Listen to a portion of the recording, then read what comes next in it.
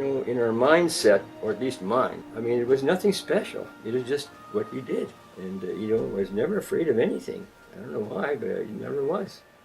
My dad was a sailor when he was 14 years old, and he used to tell me stories from the sea, like going from Italy up to Iceland and, heavy storms and stuff like that. So it was, I think we were inspired by their simpleness, but their dedication to life sort of thing.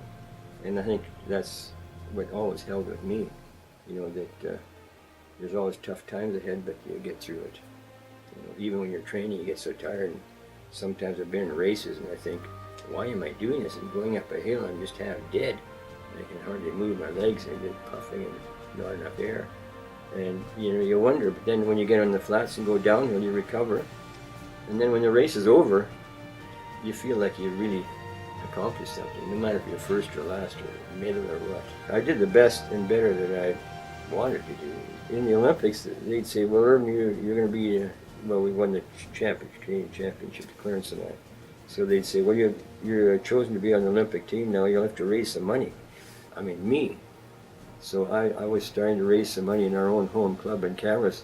And the old guys, they called a meeting together and they said, what do you think you're doing raising money?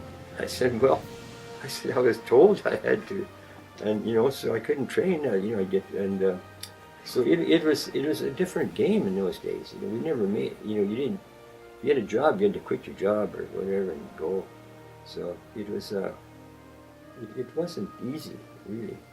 I made a brief and I gave it to them and said, well, I know very well when I get to the national meeting it's going to be shot down. It sounds like you people don't want to support Nordic Combined. He said, if that's the way you feel about it, we're going to take your money and we're going to steer it.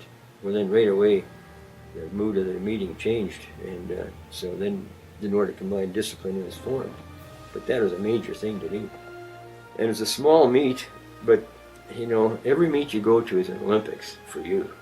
Yourself. It doesn't matter what it is. And so I remember going down there, and about 2 or 3 cars, and we went down there and made a little jump, not a very big jump, the Meeting Creek Valley there. And my memory of going down there, and I made the jump, okay, and had a good jump, and was going down the outrun, and there was people lined up along the sides, and this little fellow started going across to somebody on the other side of the crowd there. And I thought, well, that's no problem. I'm not going to say anything. Once he's in the middle, he just keeps on going. I'll go right behind him. Well, they're about halfway. His mother called him, and then the kid ran into me. And to me, that's I'll never forget it as long as I live. It's your home province for one thing, and I guess people don't really realize what kind of a gem it is.